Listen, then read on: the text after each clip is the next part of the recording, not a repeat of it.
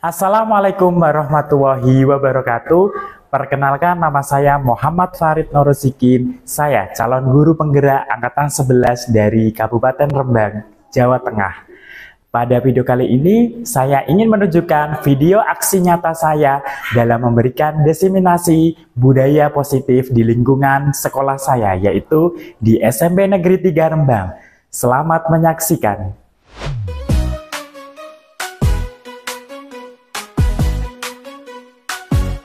Mari bergerak bersama guru penggerak, menebar manfaat bagi pendidikan merdeka. Lekas bergerak dalam pendidikan penggerak, ciptakan generasi unggul penopang bangsa. Mari bergerak, lekas bergerak, dan selalu menggerakkan.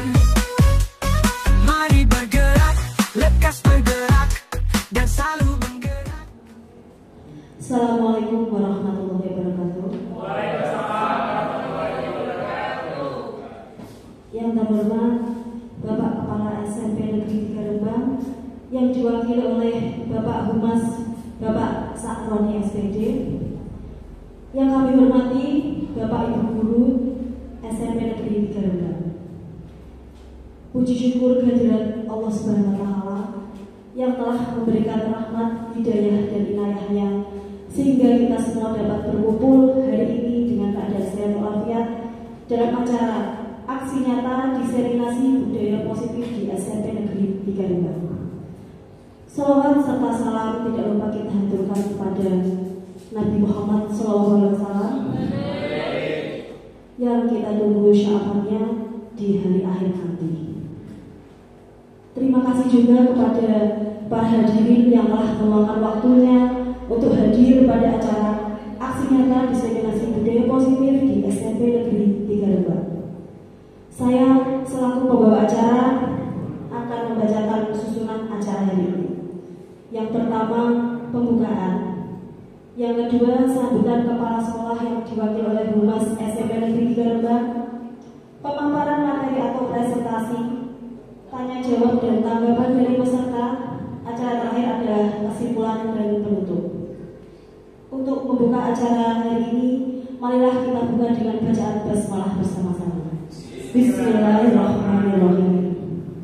Terima kasih. Acara selanjutnya adalah sambutan kepala sekolah yang diwakili oleh Bapak Humas SMP Negeri 3 Rembang, Bapak Sakroni SPD. Kepada beliau kami persilakan.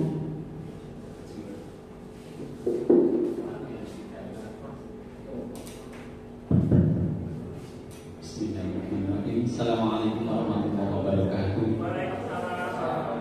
Alhamdulillah, syukurillah, ala nikmatillah, la haula wala quwwata illa billah.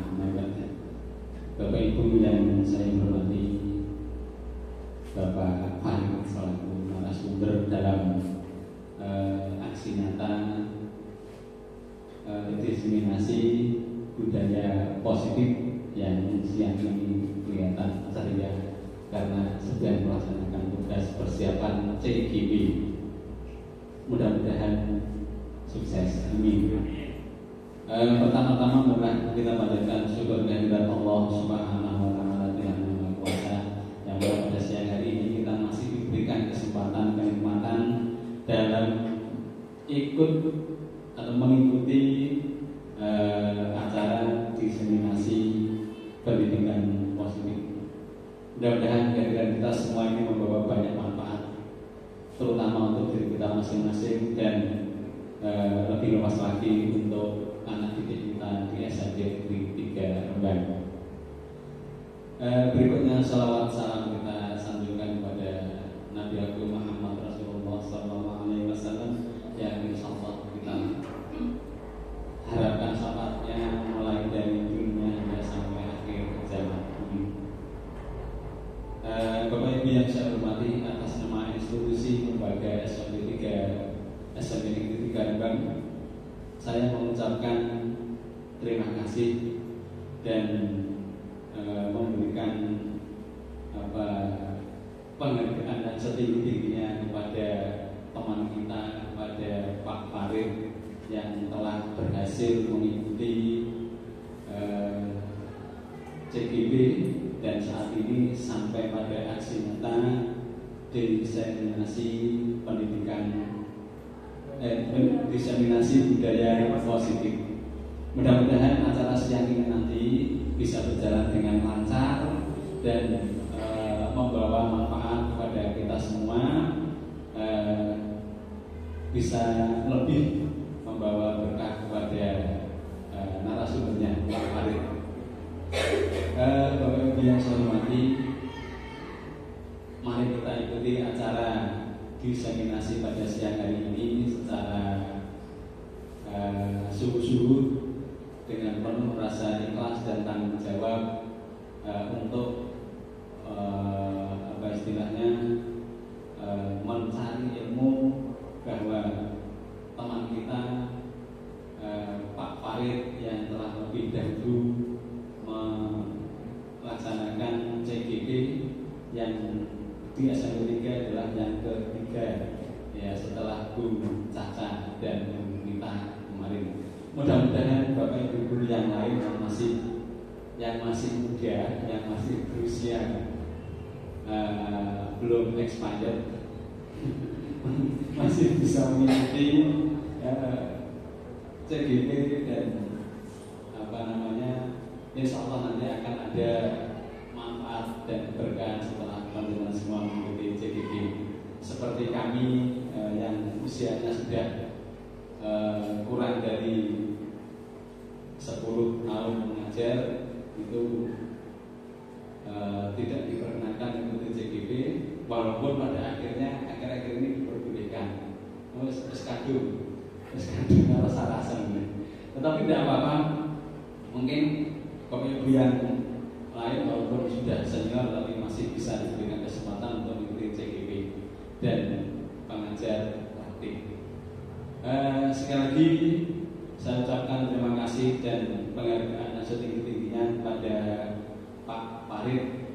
Mudah-mudahan teman-teman kita juga mengikuti jejak panjenengan sehingga di SMP 3 ini semakin banyak Bapak Ibu guru yang menguasai dan berkompeten dalam pelaksanaan kurikulum nasional. Kira-kira begitu ya, kurikulum nasional. Terima kasih dari saya atas nama lembaga. Apabila ada kekurangan dan kesalahan saya sampaikan mohon maaf yang sebesar-besarnya, dan sekali lagi terima kasih kepada teman kita Pak Farid yang sudah berhasil mengikuti CGP hingga sampai detik ini. Mudah-mudahan bisa sukses, bisa lolos dan bisa mendapatkan yang terbaik. Sekian, terima kasih. Dari topik berbeda. Assalamualaikum warahmatullahi wabarakatuh.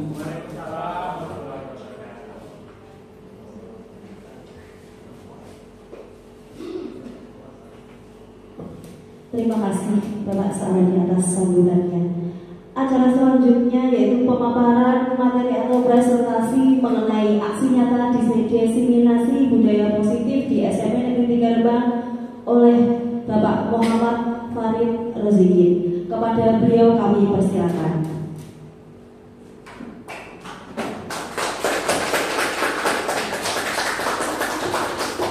Terima kasih untuk penjanji selaku pembawa acara pada hari ini.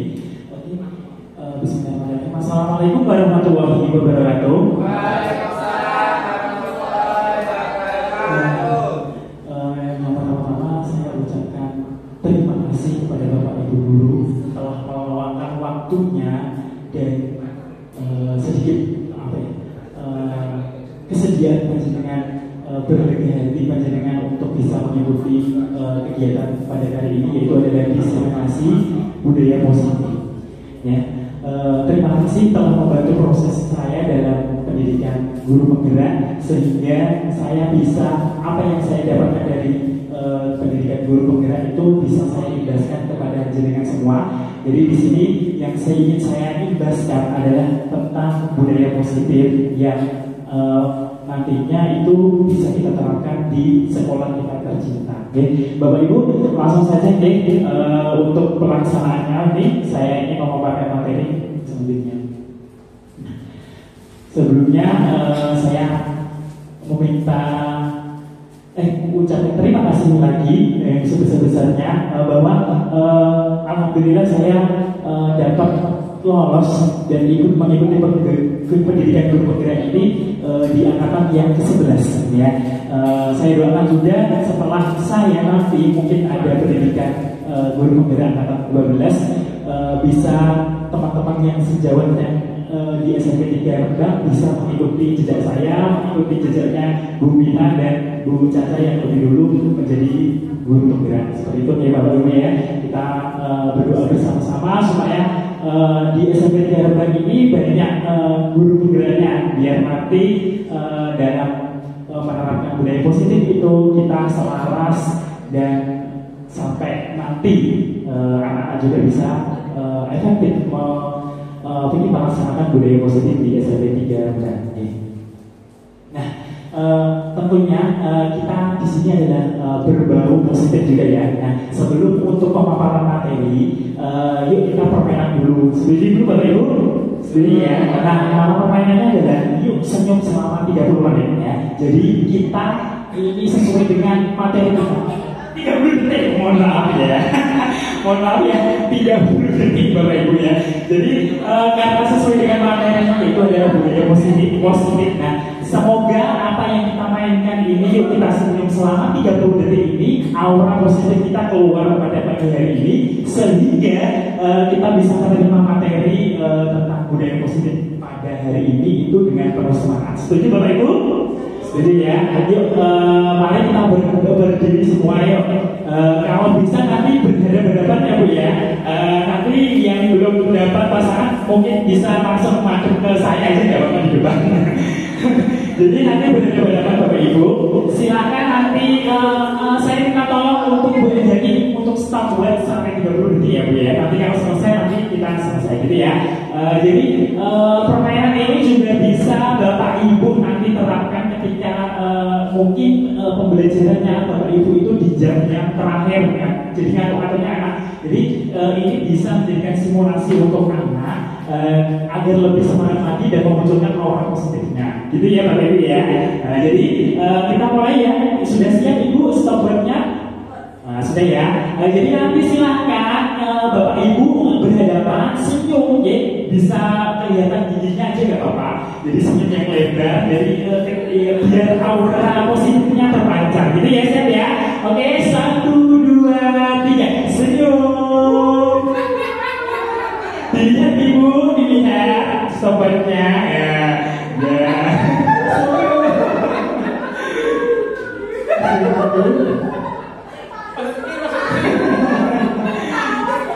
Oke Bu, sudah 17 menit lagi, oke? Senyum dilihat, oh ternyata sudah terpancar belum aura positif tempatnya didapatkan. Ya, 2, 1, oke tepuk tangan untuk semuanya. Oke, terima kasih Bu. Silakan untuk duduk kembali. Oke, sebelum saya lanjutkan, kita kesepakatan dulu deh ya. Ini nanti sudah saya buat. Mungkin Bapak Ibu bisa menambahkan apa yang masih belum kurang, itu bisa ya. Yang pertama adalah menghargai siapapun menjadi pendengar yang baik segitu ya. Mohon maaf itu pendengarnya salah. Yang kedua itu menjadi pendengar yang baik. Terus mengikuti kegiatan sampai selesai. Terus ada meminta izin ketika hendak mau keluar kegiatan. Jadi terus memode senyap atau mensilentkan HP biar kita fokus untuk mendengarkan materi pada hari ini ya. Terus yang selanjutnya itu adalah boleh makan dan minum snack Bu ya, dibebaskan. Jadi biar nanti Bapak Ibu tidak ngantuk. Setuju Bapak? Untuk sampai sini. Untuk sampai sini apakah ada yang mau dikatakan dulu? Bapak Ibu? Sementara belum. Tidak boleh ngantuk. Iya, tidak boleh ngantuk ya. Pak ya. Serius tapi santai. Oh, serius santai.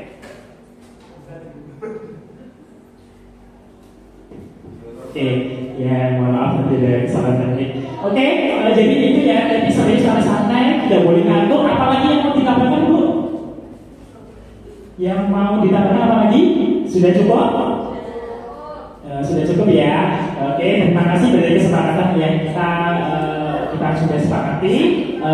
Semoga kita bisa konsisten melaksanakannya sampai selesai pada materinya.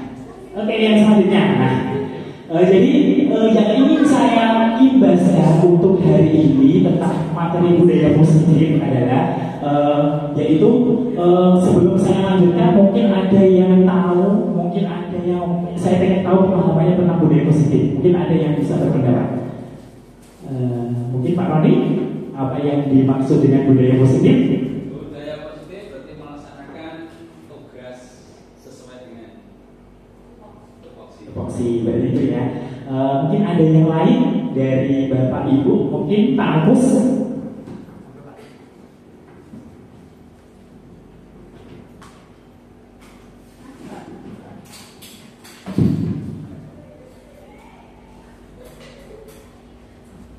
Ya, maaf.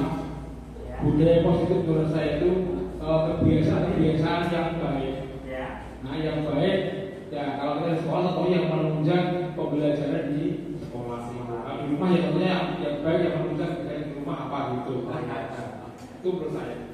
Ya, terima kasih untuk jawabannya. Jadi jawaban dari Bapak Ibu itu memang benar sekali ya tentang mengenai budaya positif. Tapi dalam konsep inti yang saya pelajari dalam pendidikan guru penggerak itu dalam budaya positif, yaitu konsep intinya adalah yang pertama adalah perubahan paradigma belajar, yang kedua adalah disiplin positif, yang ketiga motivasi perilaku manusia, yang keempat kebutuhan dasar manusia, yang kelima posisi kontrol, yang keenam keyakinan kelas, dan yang terakhir adalah segitiga restitusi. Ya, jadi pada siang hari ini kita akan mempelajari 7 dari budaya positif yang telah saya pahamkan di pendidikan guru penggerak. Jadi kita istilahnya nanti saya Ibu ya. Mohon maaf, ini saya bukan menggurui, tapi ilmu yang saya dapat itu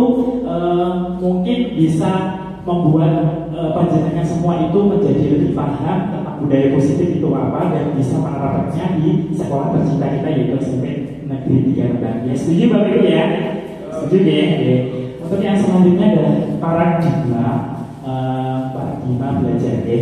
Jadi di sini bagaimana seseorang bisa berubah dari paradigma stimulus respon kepada pendekatan teori kontrol yang diungkapkan oleh Stephen R. Covey, yaitu mengatakan bahwa bila kita ingin membuat kemajuan berlahan sedikit ubahlah sikap atau perilaku Anda. Namun bila kita ingin memperbaiki cara-cara utama kita, maka kita perlu mengubah kerangka acuan kita. Dan ubahlah bagaimana Anda melihat dunia, bagaimana Anda berpikir tentang manusia, ubahlah paradigma Anda, skema pemahaman dan menjelaskan aspek-aspek tersebut tentang realitas ya. Jadi di sini dari sini kita dapat gambarkan ya. Jadi ketika yang dulu kita adalah pembelajaran yang belum berdiferensiasi, misalkan berpusatnya hanya pada guru aja. Jadi guru cuma ceramah dan sebagainya.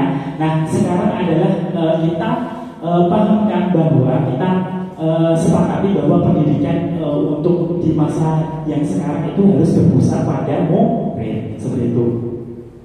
Jadi pembelajaran baru merupakan pembelajaran yang dirancang berdasarkan pembelajaran berdiferensiasi. Jadi berpusatnya itu pada murid, bukan lagi berpusat pada guru, seperti itu. Dan ini adalah salah satu wujud untuk mewujudkan karakter di profil pelajar Pancasila, seperti itu Ibu. Untuk next materi yang selanjutnya adalah disiplin positif. Sebelum saya lanjutkan apa itu yang namanya disiplin positif, mungkin dari Bapak Ibu guru ada yang punya pemahaman tentang disiplin positif. Mungkin Bu Hesta.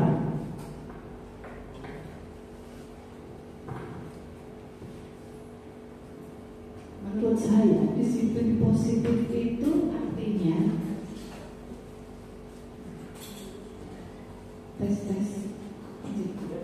menurut saya disiplin positif itu adalah upaya penanaman nilai-nilai, norma, dan kebiasaan positif yang ada di sekolah, dan itu semestinya kita lakukan.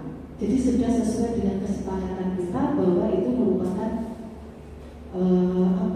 sebuah seperti aturan penanaman itu. Terima kasih. Terima kasih Bu Hasta. Jawabannya sangat baik sekali, bahwa memang saya rangkum ya Bu ya, bahwa disiplin positif itu adalah kebiasaan atau kebiasaan yang kita lakukan dalam suatu lingkungan belajar seperti itu ya.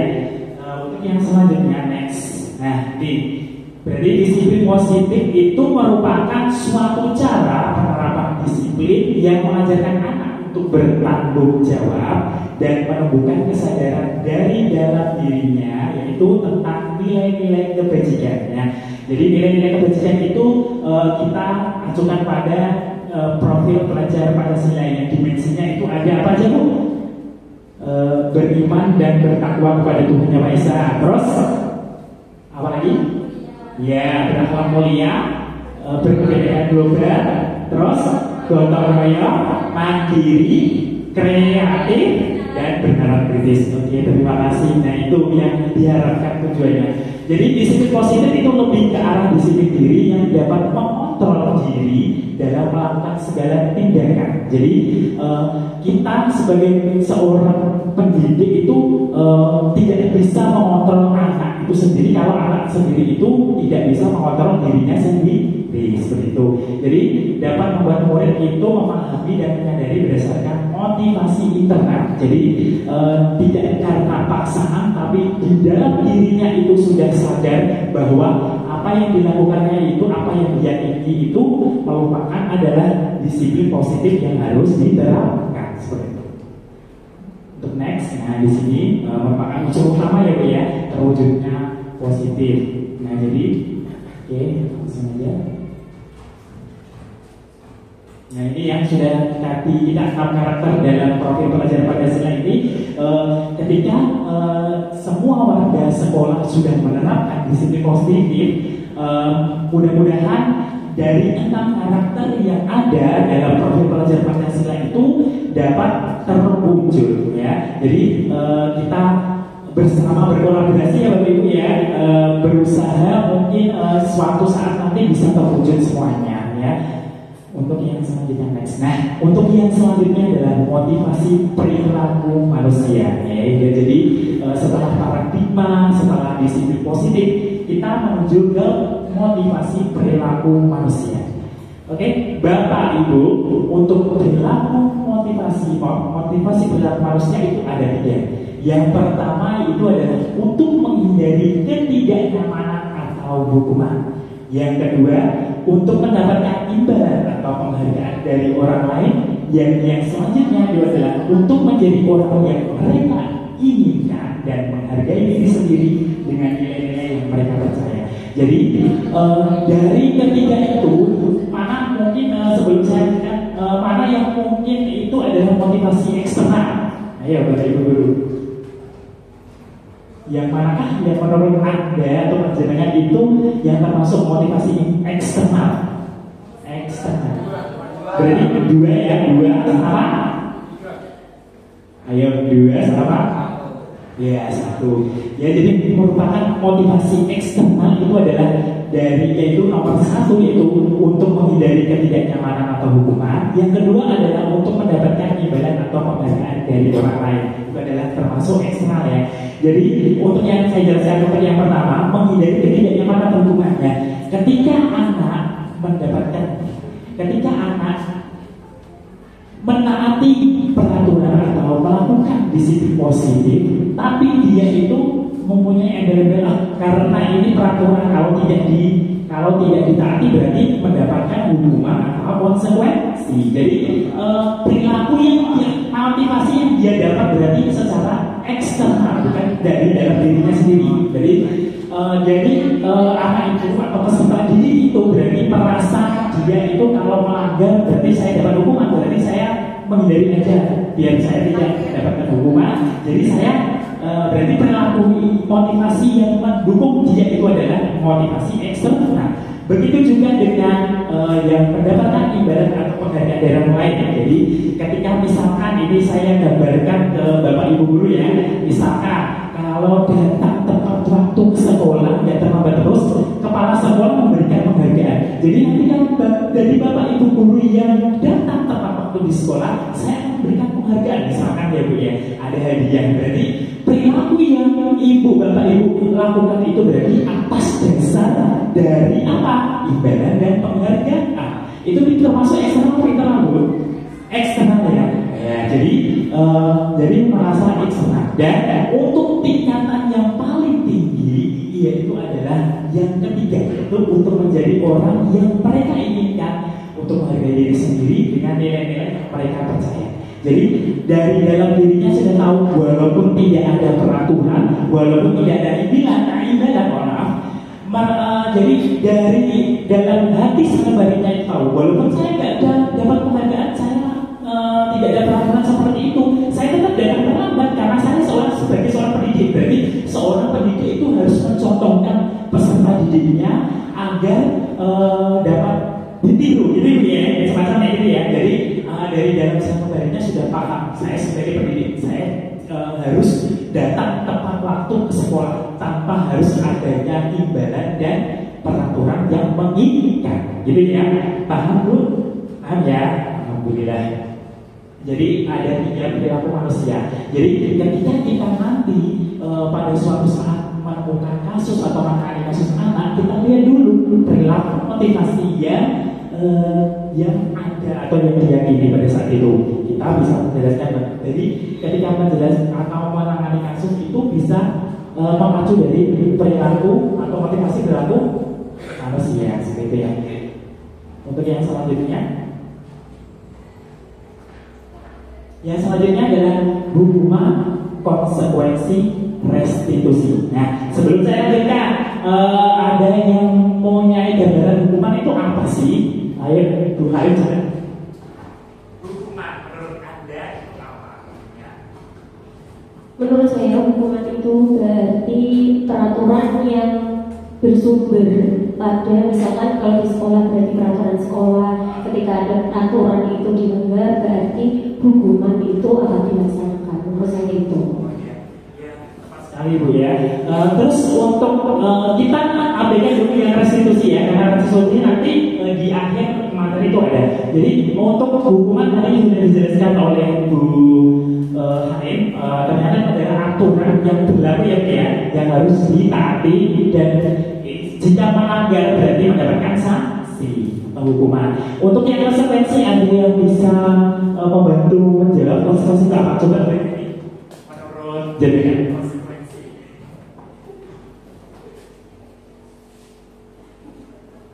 Konsekuensi itu dari hukuman tadi peraturan yang ketika dilanggar itu mendapatkan sanksi hukuman. Kalau konsekuensi dari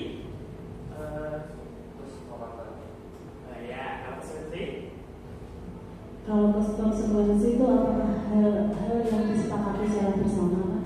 Oh iya, benar sekali Bu ya. Jadi kalau konsekuensi itu berarti sudah ada peraturan yang disepakati. Ketika melanggar berarti konsekuensinya harus menjalankan apa yang dikonsekuensinya. Misalkan kayak ini, misalkan telah datang masuk pembelajaran, misalkan di pembelajarannya jadi bahasa Indonesia ya, telah berarti anak sudah sepakat.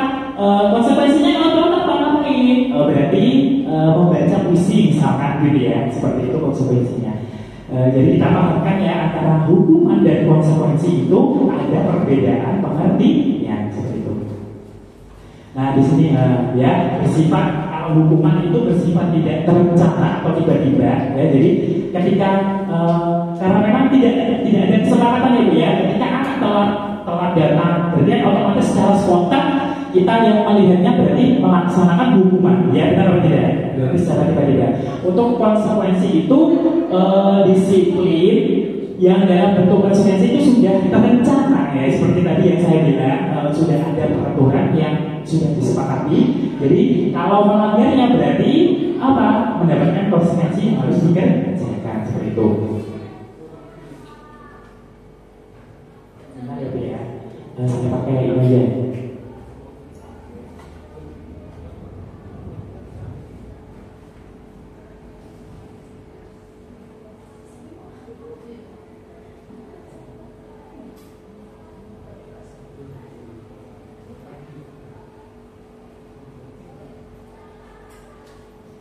Ternyata ini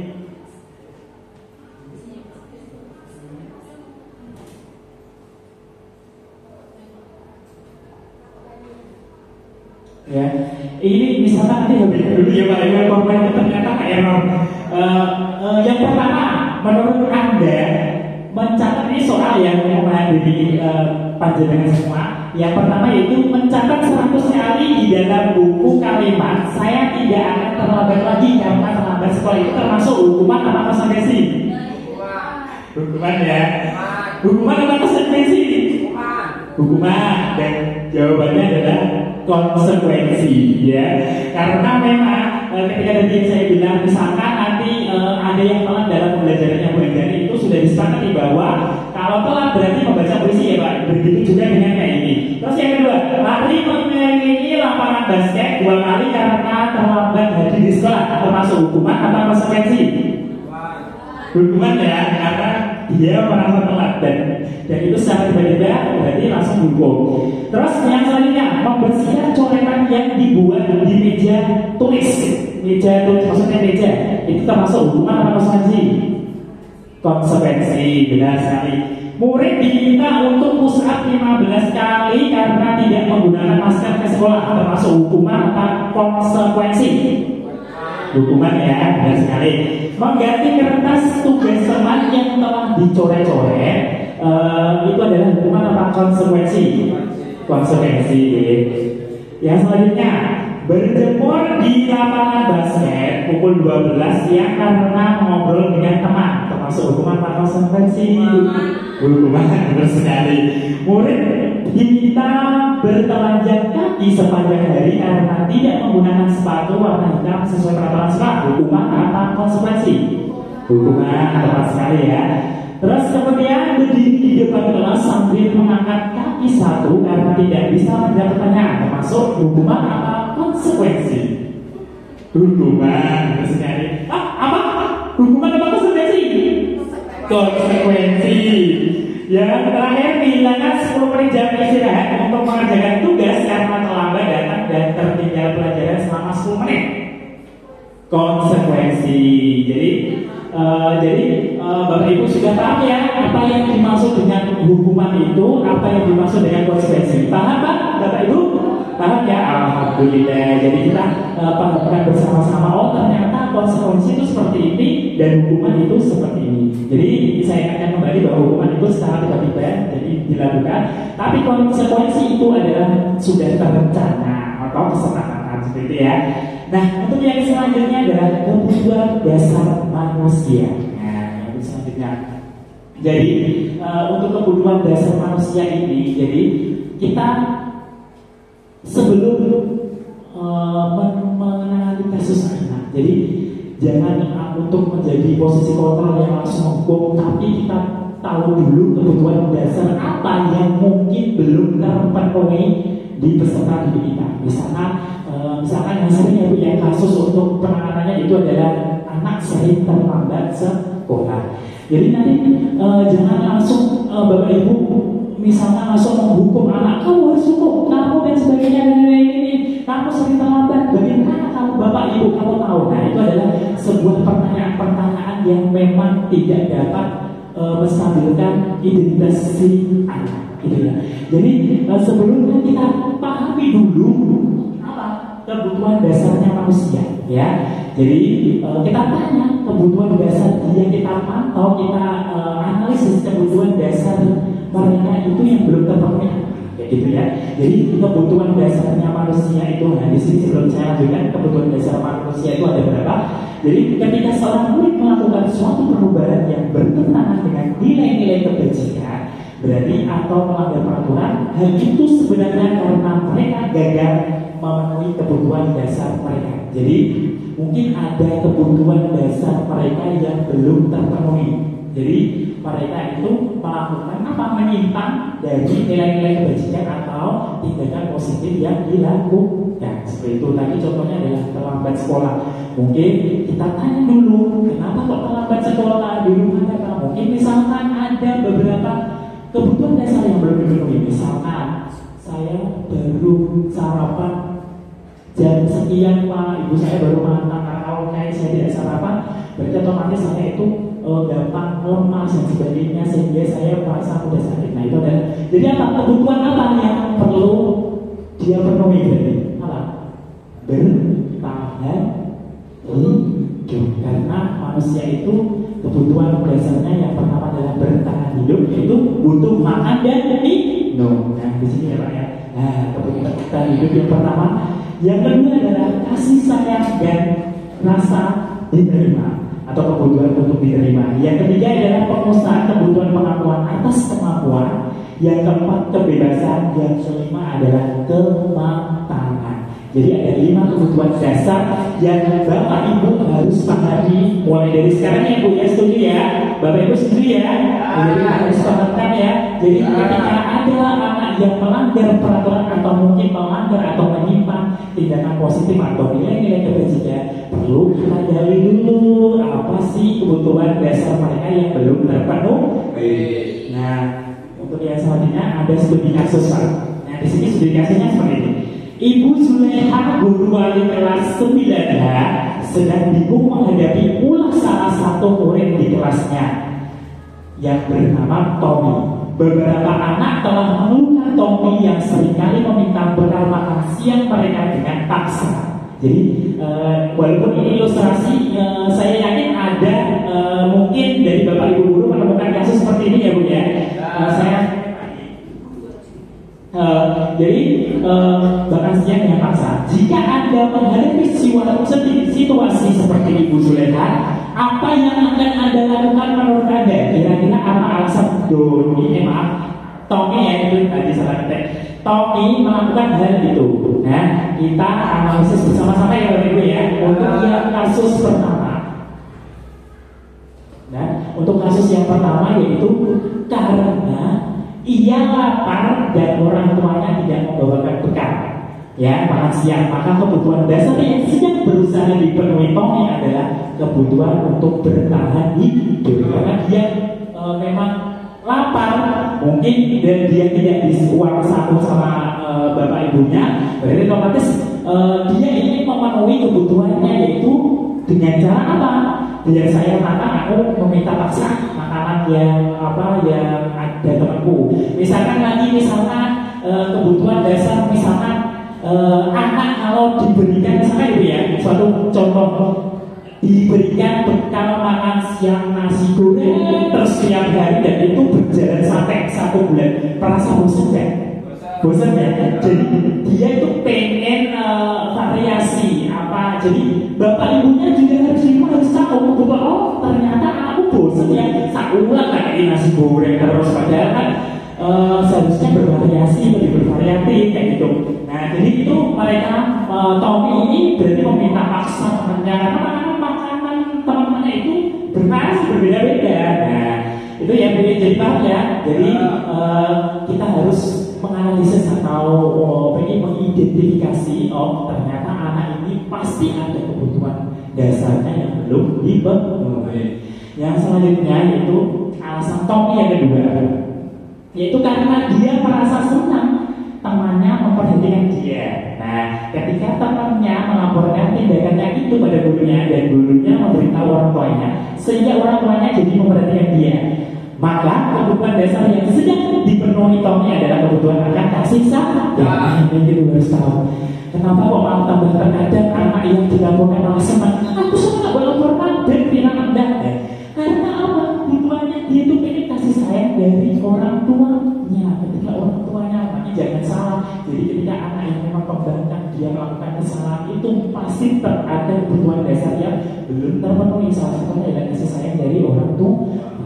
Nah, jadi ketika kalau sudah tahu berarti kasih sayang, oh iya Pak, ternyata memang saya memberikan bekal, tidak memberikan bekal pada Tommy, seperti itu ya.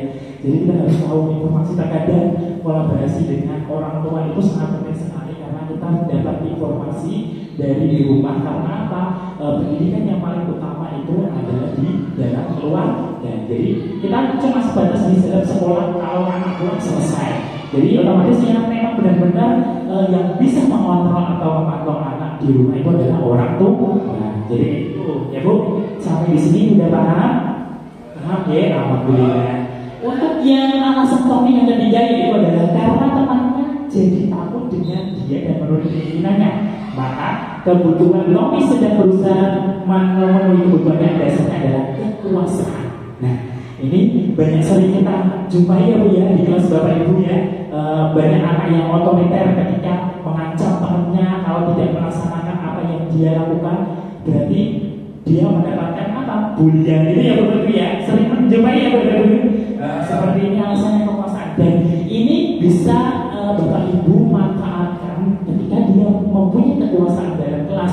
Bisa Bapak Ibu manfaatkan menjadi ketua kelas misalnya. Jadi supaya nanti dalam kelas itu terjadi ketertiban ketika melaksanakan pembelajaran seperti itu. Ya, jadi motif alasan yang ketiga itu adalah Tommy ingin mendapatkan apa? Kekuasaan. Yang selanjutnya yaitu alasan Tommy yang keempat, karena dia merasa bosan dengan bekalnya seperti yang saya bilang tadi, dibawakan ibunya dari rumah karena ibunya selalu membakar bekal yang sama setiap hari dan itu berlanjut sampai 1 bulan di sana. Jadi Tommy itu merasa bosan karena apa? Kebutuhan yang ingin segera ia penuhi adalah dia pengen beraneka ragam makanan bekal yang dikasihkan kepada orang tuanya, maksudnya yang dibuatkan oleh siapa? Orang tuanya. Jadi aku pengen ini nggak usah tiap hari Bu, jadi 1 hari makan ini, ganti hari lagi karena teman-temanku beragam bekalnya, masa saya nasi goreng terus. Nah seperti itu ya. Jadi dia itu butuh kebebasan ya. Terkadang kita Bapak Ibu guru juga butuh kebebasan. Benar apa tidak Bapak Ibu? Benar ya, butuh kebebasan. Nah itu, jadi kebutuhan dasar yang ini dipenuhi Tommy. Untuk yang keempat adalah kebebasan. Yang selanjutnya yang terakhir yaitu adalah kenapa alasan Tommy merebut paksa bekal temannya, yaitu adalah alasannya karena ia melakukannya karena iseng saja. Kita jumpai banyak anak didik kita seperti itu juga kan Bu. Terkadang ada yang motif perilakunya itu adalah karena iseng. Itu menikmati ekspresi wajah teman-temannya yang kesal. Nah berarti kan senang ketika temannya marah-marah itu senang seperti itu. Pernah ya kita jumpai seperti itu ya. Nah ekspresi temannya lucu. Maka kebutuhan Tommy sedang memenuhi kebutuhannya akan senang. Oh ini ya, karena dia senang mengganggu temannya itu adalah suatu prestasi yang membuat saya senang, puas. Nah, jangan salah, banyak sekali anak-anak yang memang dari yang saya praktekkan itu banyak sekali alasan yang mendasarnya adalah karena ini iseng. Itu berarti adalah kebutuhan dasar kesenangan ya. Jadi seperti itu. Misalkan kayak Bapak Ibu guru ingin menikmati liburan di kala weekend, itu termasuk juga kesenangan apa? Kesenangan ya, setuju ya, kesenangan karena saya ingin mendapatkan kesenangan atau hiburan seperti itu. Oke, saya lanjutkan untuk materi yang selanjutnya yaitu adalah posisi kontrol restitusi. Jadi ini adalah menurut panjenengan semua pemahaman baru dan kosakata baru dan untuk posisi kontrol restitusi, Bapak Ibu.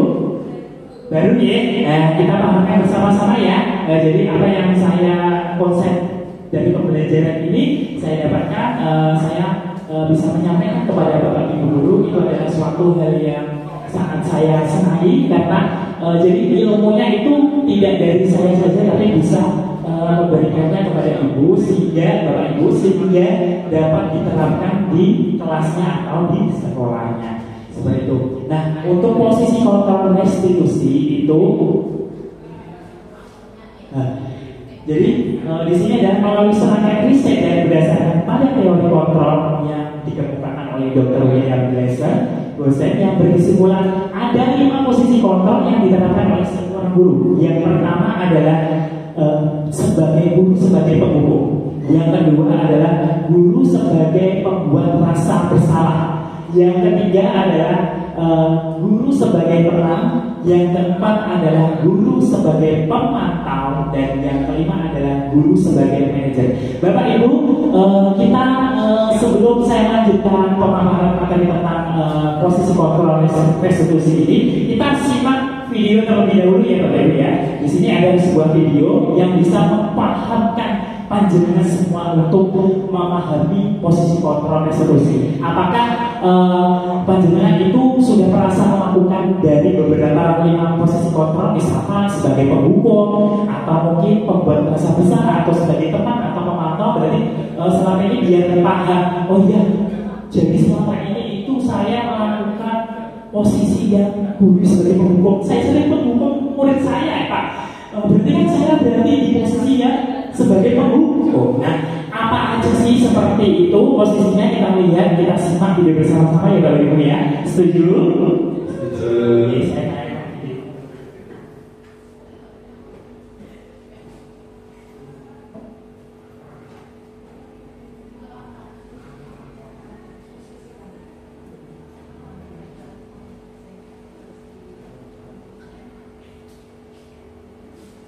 Line in.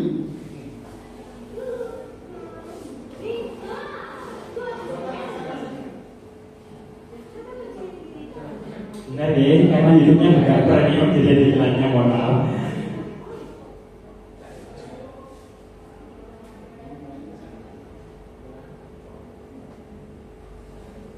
Oke Ibu, ada posisi kontrol yang dijelaskan dalam video berikut. Salam bahagia Ibu dan Bapak Guru hebat. Dalam penerapan disiplin positif restitusi, salah satu program yang dikembangkan adalah 5 posisi kontrol. 5 posisi kontrol dalam restitusi adalah proses perjalanan seorang pendidik agar dapat mengenali dirinya. Pada video kali ini, kita akan membahas tentang 5 posisi kontrol yang dikembangkan oleh David Lawson dan contoh penerapannya.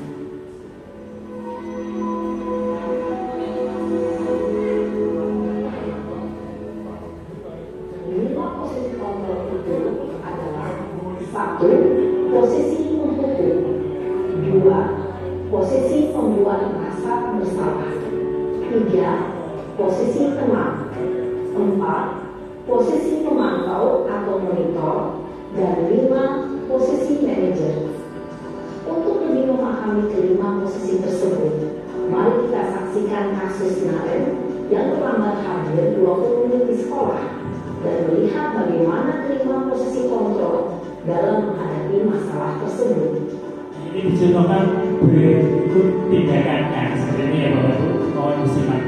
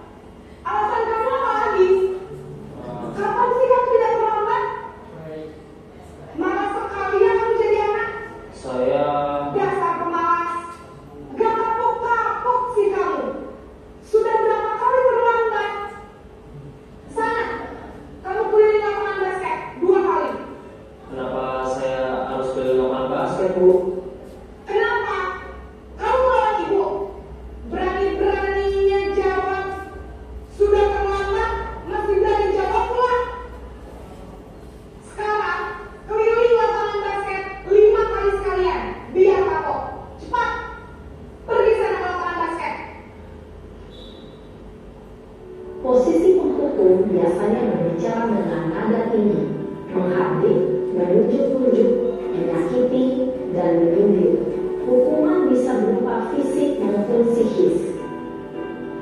Ibu dan Bapak Guru hebat, dampak yang terjadi pada murid ketika guru berada pada posisi penghukum adalah murid cenderung akan memberontak, bahkan menyimpan dendam.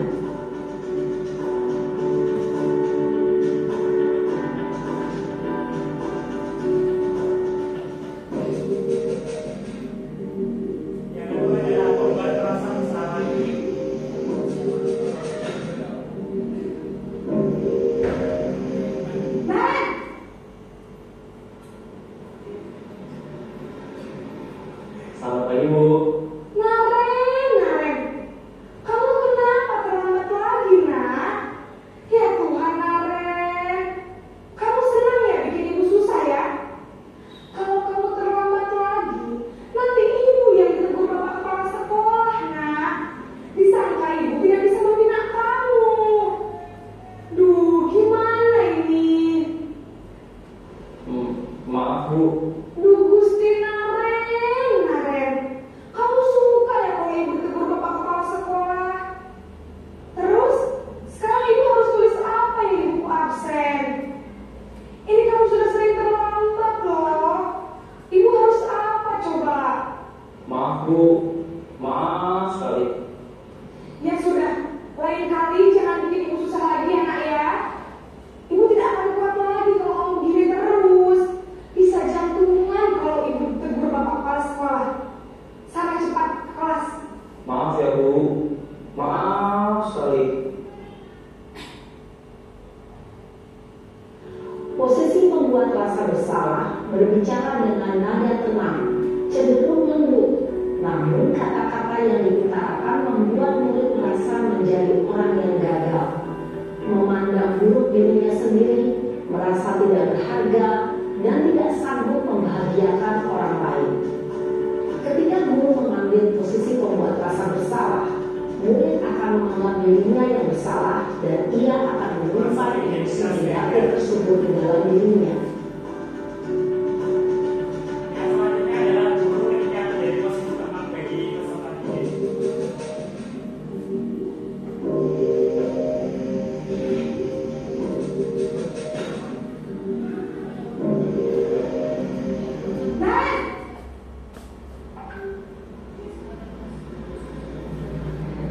Selamat pagi, Bu. Wah, sudah jam berapa ini, nak? Terlambat lagi ya, sayang. Iya, Bu. Habis ibu saya lupa bangunkan saya, Bu. Kamu malah menyalahkan ibu kamu. Kamu bukannya anak yang larinya paling kencang. Kok terlambat sih? Iya, Bu. Saya memang terlambat bangun tadi. Jadi biarpun saya lari kencang, tetap gak kekencang, Bu. Ya sudah sana, nanti lain kali larinya lebih kencang lagi ya. Biar gak terlambat lagi. Bikin senang ibu, demi ibu. Bisa kan? Bisa lah, Bu. Ya sudah sana masuk kelas. Ibu beresin urusan absen kamu. Kamu ini ada-ada saja. Dalam posisi tenang, guru berbicara dengan nada suara ramah, akrab, cenderung bersenda gurau untuk menjaga suasana tetap santai. Murid akan merasa senang, aman, dan akrab dengan guru. Identitas yang tercipta adalah identitas sukses atau berhasil. Namun, perlu diingat, karena ini masih dorongan eksternal, maka ada faktor ketergantungan dari murid kepada orang tertentu.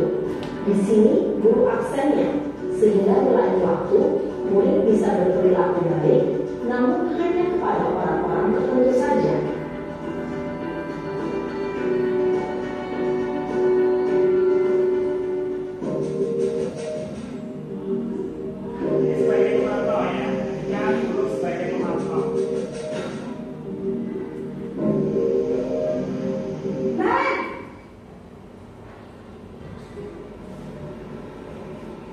Selamat pagi, Bu. Naren, apa peraturan sekolah kita tentang jam berapa kita harus masuk sekolah, nak? Kita harus di sekolah jam 7, Bu. Iya betul, sekarang sudah jam 7.20. Naren sudah tahu konsekuensinya jika terlambat hadir. Paham, Bu. Saya harus tinggal kelas pas jam istirahat selama 20 menit. Iya benar, konsekuensinya demikian. Jadi nanti jam 9.30 pas istirahat, kamu harus tinggal di kelas, kerjakan tugas tambahan untuk ketertinggalan kamu, ya? Baik, Bu. Posisi pemantau mengandalkan penghitungan atau data untuk mengontrol murid. Guru mengarahkan murid berdasarkan peraturan dan konsekuensi. Seorang pemantau menunjukkan bahasa tubuh dan ekspresi wajah yang datar dan cenderung formal.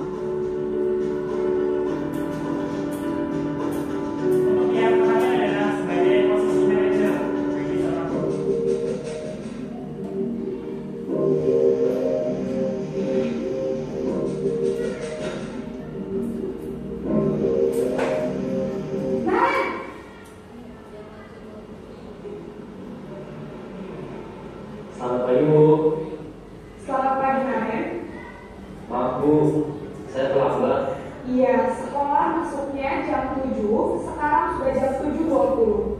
Jadi sekarang bagaimana ini, Naren? Maaf Bu, saya lupa alarm saya semalam.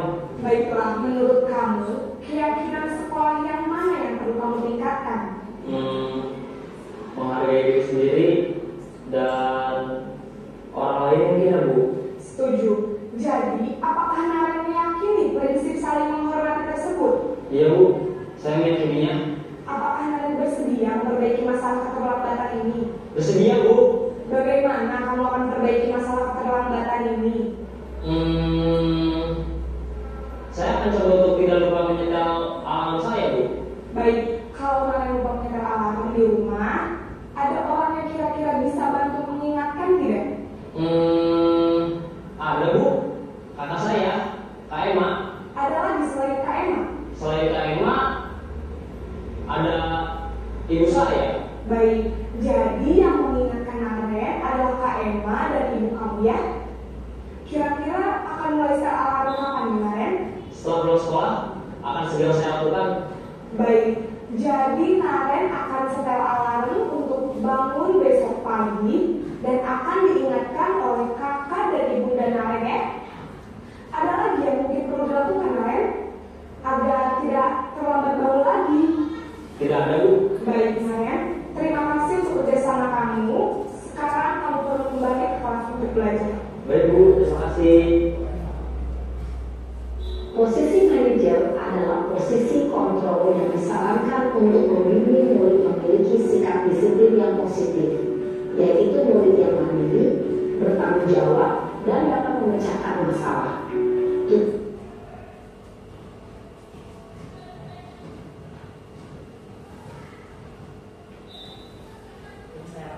Jadi itu tadi adalah beberapa contoh dari posisi kontrol yang dimiliki oleh Bapak Ibu Guru. Jadi sebelum selanjutnya saya mau tanya, posisi ideal mana yang memang harus kita terapkan dalam penanganan kasus anak?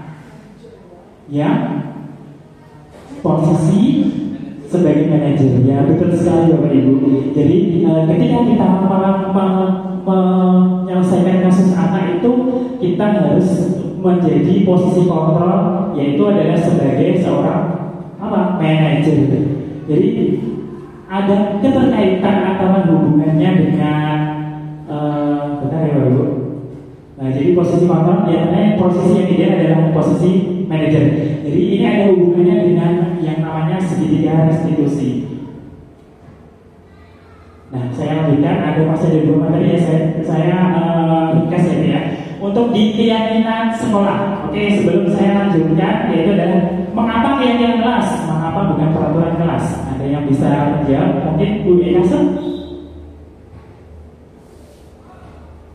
Disebut keyakinan kelas karena dibuat berdasarkan kesepakatan antara guru dan murid. Iya, oke, benar sekali.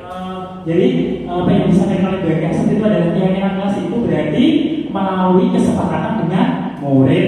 Untuk yang peraturan kelas Bu, berarti yang membuat peraturan itu hanya guru saja ya.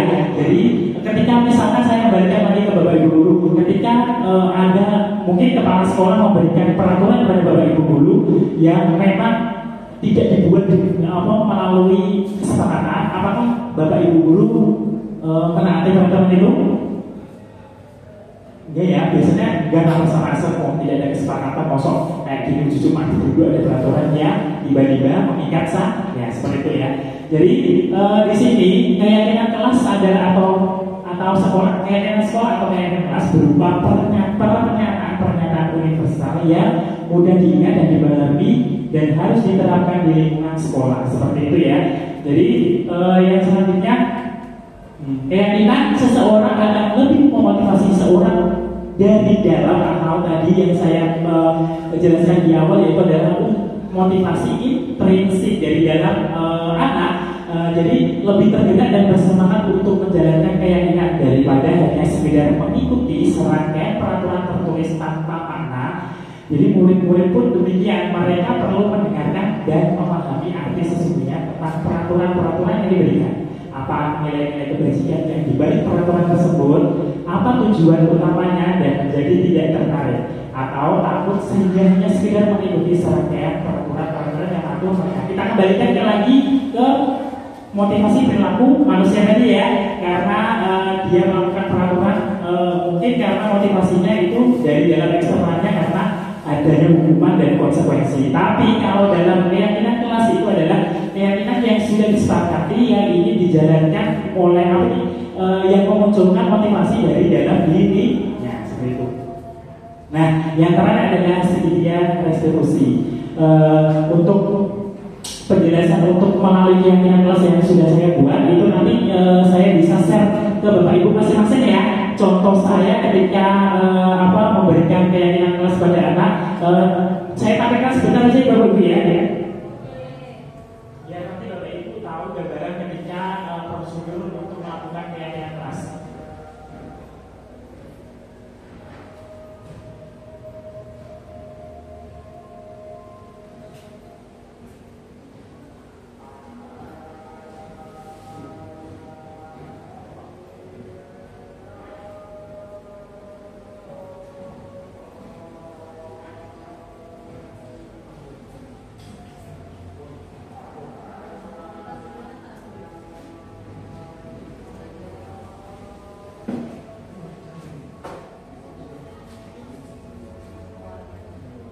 Nah ini Ibu yang sudah saya praktekkan untuk kemudian ini berikut di sini ada perwakilan dari wali kelas nanti bisa diterapkan. Sebelumnya dalam membuat keyakinan kelas Bapak Ibu, apakah keyakinan apa kesepakatan?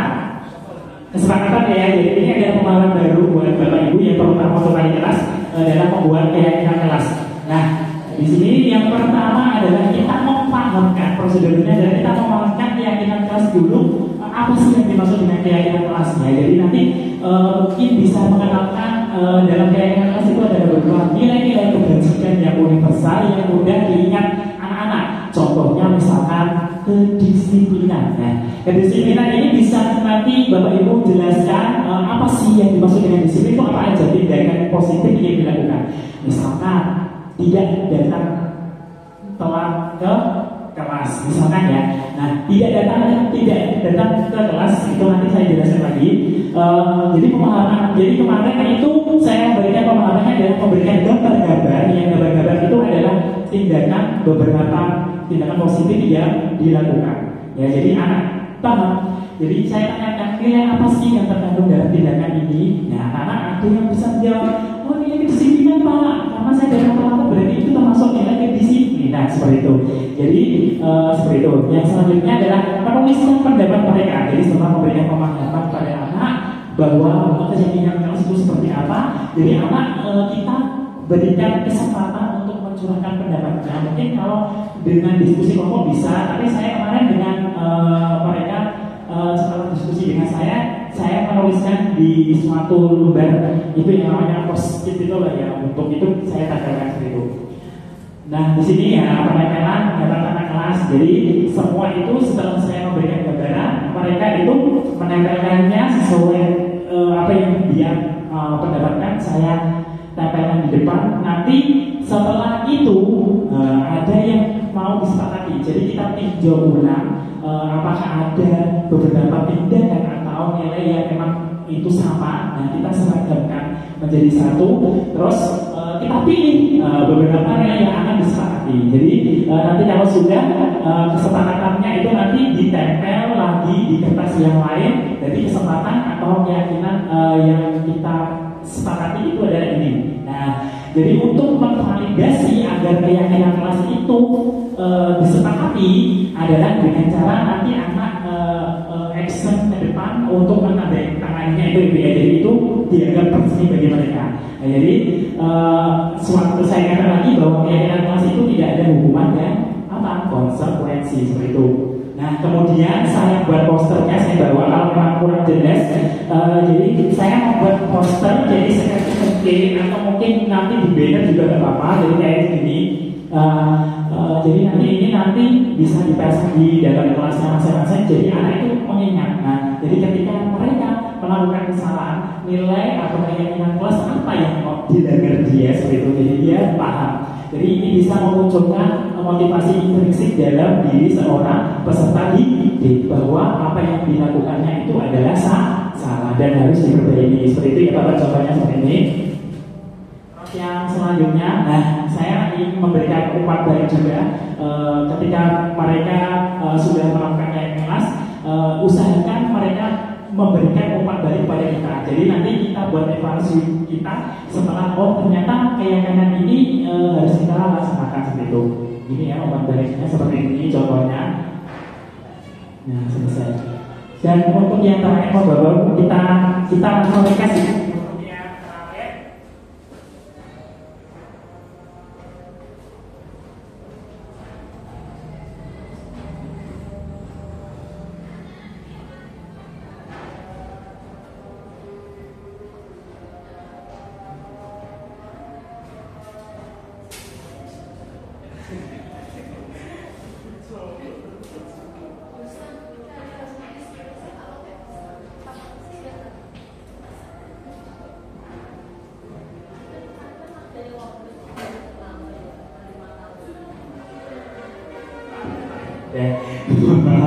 Nah ini yang selanjutnya adalah segitiga restitusi ya. Di sini segitiga restitusi langsung aja tahapannya ada 3 Bu ya. Jadi berhubungan lagi tetap ini ada sinkronnya, ada terkoneksi dari materi yang pertama itu segitiga restitusi. Yaitu yang pertama menstabilkan identitas, yang kedua validasi tindakan yang salah, yang berikutnya adalah penyampaian keyakinan. Nah di sini langsung saja ya Bu ya. Yang dimaksud dengan menstabilkan identitas itu yang sudah kita dengarkan dalam video tadi, yaitu adalah melakukan berdasarkan prinsip bahwa membuat kesalahan adalah bagian dari proses pembelajaran. Jadi harus dipahami yang nantinya akan menggeser identitas gagal ke arah identitas yang sukses. Maksudnya tadi yang sudah dijelaskan dalam video tadi ya. Nah ini contohnya, ini berbuat salah itu hal manusiawi, tidak ada manusia yang sempurna. Jadi kita mewariskan kepada anak bahwa dia itu tidak merasa bersalah gitu loh. Jadi bahwa yang dilakukannya itu memang adalah murni kesalahannya, tapi anak nanti bisa bertanggung jawab ketika melakukan pelanggaran itu bisa bahwa akan memperbaikinya seperti itu. Yang selanjutnya yaitu adalah validasi tindakan yang salah. Nah di sini seorang guru yang memahami teori kontrol pasti akan membuat pandangannya dengan teori stimulus respon ke cara berpikir proaktif yang mengenai tujuan dari setiap tindakan serta akan lebih mengenali dan mengambil kebutuhannya. Yang terakhir, ini tindakan yang salah itu pertanyaannya dan yang ingin dilontarkan pada anak adalah kamu pasti punya alasan mengapa melakukannya seperti itu. Yang terakhir adalah menanyakan keyakinan. Nah, jadi berarti ada hubungannya dengan kita membuat keyakinan kelas. Ya, ada hubungannya karena materi di sini beliau khususnya adalah saling berkaitan. Nah, di sini jadi bisa contohnya menanyakan seperti ini. Nah, apa nilai yang kita percaya di sekolah kita? Nilai apa yang telah kita sepakati? Jadi anak itu bisa, oh iya Bu, nilai kesepakatan yang kita langgar adalah ini segitu. Nah ini nanti saya berikan gambaran aja ya. Nanti untuk videonya ketika saya melakukan pencegahan melalui segitiga restitusi, saya share ke grup ya Bapak Ibu ya. Nanti bisa melihat, nanti kalau ada pertanyaan bisa saya jawab di luar forum ini. Oke, setuju Bapak Ibu ya. Nah di sini ada kasus yang pertama, Bella tidak memilih pekerjaan setelah dicontek temannya. Dia marah dan tidak akan menahan emosinya, tidak dapat menahan emosinya. Ini nanti videonya saya share. Nah ini ketika penerapan restitusi saya sudah melaksanakannya. Nah, oke, jadi itulah yang ingin saya sampaikan, pemaparan yang saya ibaskan dari konsep apa yang saya pahami ketika mengikuti pendidikan guru penggerak. Jadi sebelum saya mungkin sampaikan alihkan ke moderator untuk mungkin ada yang bertanya atau tidak, kita refleksi terlebih dahulu ya. Jadi menurut pembelajaran apa yang Anda ambil dari desimasi budaya positif pada hari ini? Mungkin Pak Roni bisa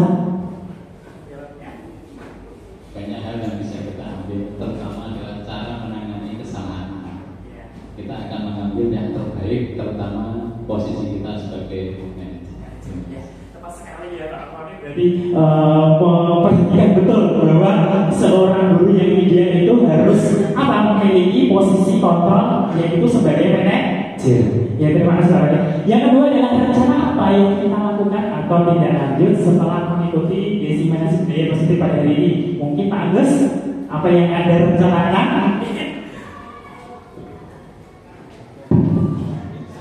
Ya, kami kan setiap menangani anak yang bermasalah terlambat, kakak buat dari kirim Pak Agus ini, kue bener terlambat. Ya, karena saya di koreksi Bu Esma dan tadi melihat presentasi Pak Farid, dan nanti kalau misalnya saya ada anak yang terlambat, dan nanti tentunya saya akan mengubah cara saya menghadapi atau membina anak tadi, Pak. Ya, itu terima kasih Pak Farid. Ya, semoga tidak salah saja, tapi Bapak Ibu guru yang lain juga bisa menerapkan budaya positif. Ya, terima kasih. Oke, selanjutnya, untuk penutup, yaitu adalah dari saya, seorang guru yang baik harus memiliki kemampuan dalam mewujudkan budaya positif di sekolah. Budaya positif tersebut dapat dijalankan dengan menerapkan konsep-konsep inti seperti yaitu dari disiplin positif. Yang kedua, memotivasi perilaku manusia, keyakinan sekolah atau kelas yang dibuat, dan memahamkan kebutuhan dasar manusia atau menganalisis. Yang berikutnya adalah posisi kontrol institusi harus dimiliki seorang guru itu sebagai seorang manajer. Dan yang selanjutnya adalah ketika kita menyelesaikan masalah dengan menggunakan segitiga restitusi. Oke, Bapak Ibu, terima kasih. Begitulah pemaparan budaya positif yang saya ibaskan dari pendidikan guru penggerak yang saya jalankan. Saya minta doanya Bapak Ibu guru kepada saya, semoga bisa menyelesaikan pendidikan guru penggerak ini sampai nanti selesai di bulan Desember. Terima kasih Bapak Ibu. Saya kembalikan kepada moderator, mungkin ada sebuah pertanyaan atau tanggapan mengenai budaya positif pada bagian ini. Luar biasa, tepuk tangan lagi ya. Ya Pak Fahri, terima kasih materinya. Jadi saya dan Bapak Ibu guru semua sebagai guru jadi tahu, oh ternyata yang kita lakukan selama ini salah, posisi kita salah. Nah, kita harus jadi seperti ini, seperti manajer ya Pak ya. Terus tadi mengenai kebutuhan dasar manusia. Kalau ada anak yang terlambat atau ada anak yang nakal, kita tidak mau tahu, ya gitu. Pokoknya anak ini nakal, ya. Terlambat di rumah karena apa? Kita tidak mau tahu. Nah sekarang karena kita sudah mendengarkan materi dari Pak Farid yang luar biasa, kita jadi tahu ya Pak ya. Kita jadi mengerti ternyata anak itu juga butuh hal-hal seperti itu. Terima kasih ya Pak Farid ya. Nah untuk Bapak dan Ibu tadi kayaknya sepertinya sudah tidak sabar untuk bertanya. Tadi kayak Bu Alim, Bu Nana tuh bertanya-tanya tipis-tipis, kan saya juga tidak tahu Pak. Nah itu, makanya pada sesi selanjutnya ini yaitu tanya jawab dan tanggapan dari peserta. Maaf Bapak Ibu karena ini waktunya sudah sore, jadi kami buka satu termin saja dengan 2 orang penanya. Oh satu aja. Oke, kalau ada pertanyaan di lain hari kita di luar forum aja. Oh iya, satu aja. Satu penanya, Sinten? Tadi Bu Alim. Bu Alim ini dulu guru penggerak ya saya. Monggo Bu Alim. Mungkin pertanyaannya ini luar biasa. Ya, terima kasih waktu yang telah diberikan. Untuk kali ini saya terima kasih sekali. Bahwasanya saya hampir lupa karena saya termasuk angkatan yang pertama. Ya. Ini diingatkan lagi sama Pak Farid. Sebetulnya saya tidak mau bertanya, tapi lebih mengingatkan kita semua mengenai tadi jauh dari materi tadi mengenai 5 posisi kontrol guru, yaitu ada penghukum merasa bersalah, terus sebagai teman, pemantau ataupun manajer, di mana tadi sebagai manajer itu adalah keputusan yang terbaik untuk menghadapi para siswa. Nah, Tanggapan yang saya mau berikan ke Pak Farid yaitu tadi apa hubungannya segitiga restitusi dengan 5 posisi kontrol kita sebagai guru. Mungkin bisa mengingatkan kembali bahwasanya kita semua pasti pernah di posisi 5 kontrol seorang guru, itu pernah semua Pak. Nah, maka dari ini saya tanyakan apa hubungannya dengan materi yang terakhir tadi tentang segitiga restitusi. Terima kasih. Terima kasih Mbak Lin, penjelasan saya jawab ya. Jadi hubungannya itu erat sekali antara posisi kontrol dengan segitiga restitusi, karena di sini ketika seorang guru untuk menangani kasus itu kita menggunakan segitiga restitusi. Yang pertama yaitu benar. Saya ingatkan ya di sini. Yang pertama yaitu adalah kita menstabilkan identitasnya, menstabilkan identitas terlebih dahulu kepada siswa kita yang sedang bermasalah, yaitu apa? Yang nantinya itu menggeser identitas gagal ke arah identitas sukses. Jadi bahwa memberikan pengertian bahwa seorang kesalahan atau pembuat kesalahan itu adalah bagian dari proses pembelajaran. Jadi itu manusiawi. Terus untuk yang selanjutnya yaitu adalah validasi tindakan yang salah. Jadi peserta didik itu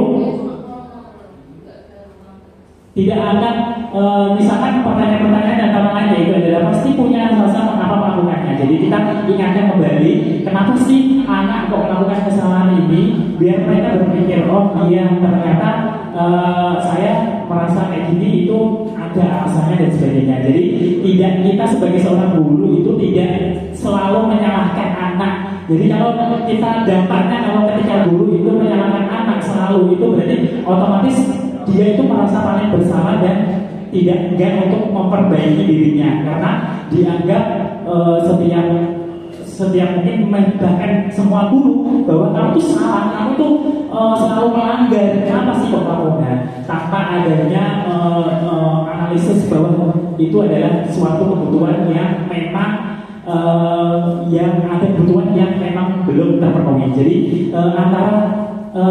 jadi budaya positif antara mulai dari yang pertama tadi Bu Bapak itu adalah melakukan, itu adalah ada hubungannya atau terkoneksi langsung dengan yang posisi kontrol dan segitiga restitusi gitu. Yang selanjutnya adalah keyakinan. Jadi ini itu ada koneksinya juga tentang kita membuat keyakinan kelas di dalam kelas seperti itu ya Bapak Ibu ya Bu ya. Jadi kita ingatkan kembali ketika anak melanggar budaya positif atau disiplin positif yang dia lakukan, berarti kita ingatkan kembali apa keyakinan apa yang dilanggar dia seperti itu. Oke, begitu Bapak Ibu.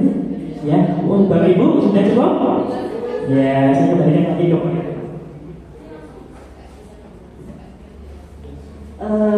terima kasih atas pertanyaan yang luar biasa dan jawaban yang pas dari Pak Farid. Selanjutnya apakah ada Bapak Ibu yang memberikan tanggapan?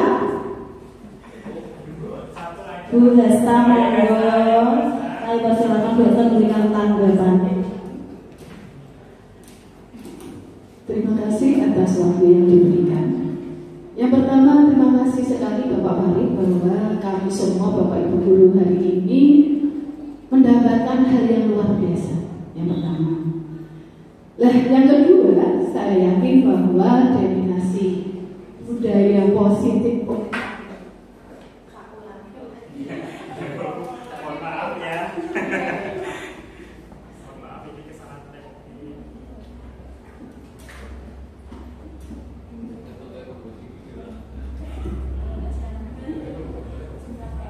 Tes. Nah, Pak Farid jadi grogi. Sekali lagi tanggapan yang pertama, terima kasih karena kami semua Bapak Ibu guru telah mendapatkan hal yang luar biasa dari panjenengan selaku guru penggerak. Yang kedua, saya yakin bahwa diseminasi budaya positif ini itu punya tujuan yang luar biasa. Tujuannya yang saya petik tadi sekilas, yaitu supaya bisa membentuk karakter siswa dan menciptakan suasana yang kondusif bagi pembelajaran dan perkembangan pribadi. Harapan saya mestinya bahwa kita akan berubah kita akan berubah demi kebaikan bersama. Dan harapan yang kedua, setelah kegiatan ini Pak Warid, bahwa panjenengan selaku guru penggerak itu memiliki peran yang strategis dalam memimpin perubahan itu, dengan memastikan bahwa setiap elemen di sekolah itu memahami. Alhamdulillah sedikit kita punya progres untuk bisa memahami dan mendukung serta aktif berpartisipasi dalam menciptakan lingkungan belajar yang positif. Semoga nanti Bapak Ibu guru yang muda-muda ini terus berkarya bersama Pak Farid dan rekan-rekan guru penggerak. Itu tanggapan saya. Terima kasih atas waktunya. Terima kasih terutama pendapatnya. Terima kasih. Jadi kita hari ini semangat ya Bu ya. Kita terapkan budaya positif di sekolah tercinta kita ya Bu ya. Terima kasih. Jadi sebelum saya tutup, saya ingin menyampaikan pantun terlebih dahulu. Siang hari makan wajib, makan bareng sama ibu. Cukup sekian acara hari ini, saya ucapkan banyak terima kasih. Akhir kata, semoga tergerak, atas bergerak dan mari menggerakkan. Terima kasih Bapak Ibu guru. Saya tutup acara diseminasi ini dengan bacaan hamdalah. Wassalamualaikum warahmatullahi wabarakatuh.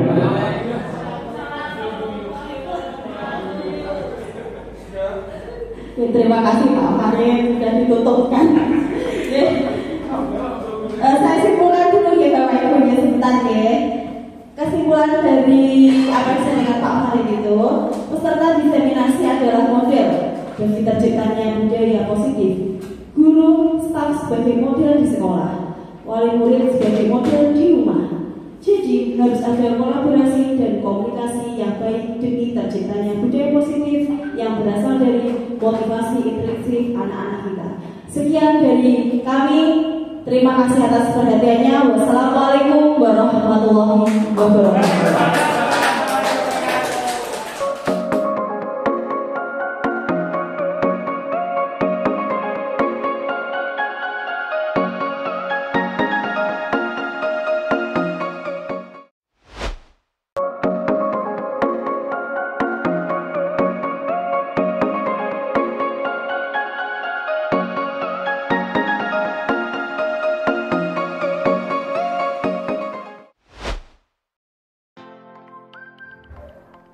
Assalamualaikum warahmatullahi wabarakatuh.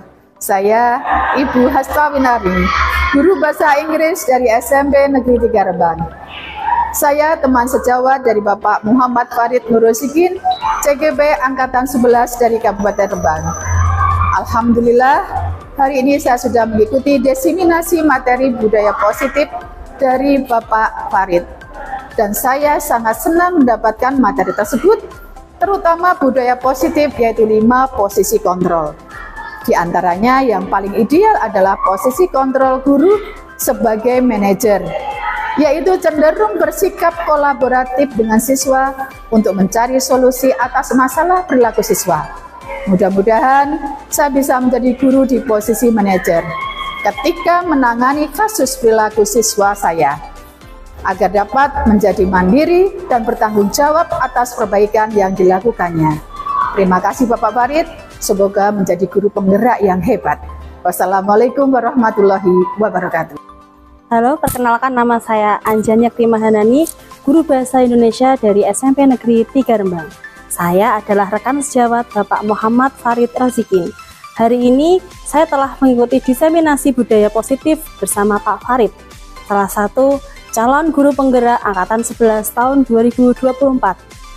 Alhamdulillah, banyak ilmu baru yang kami dapatkan.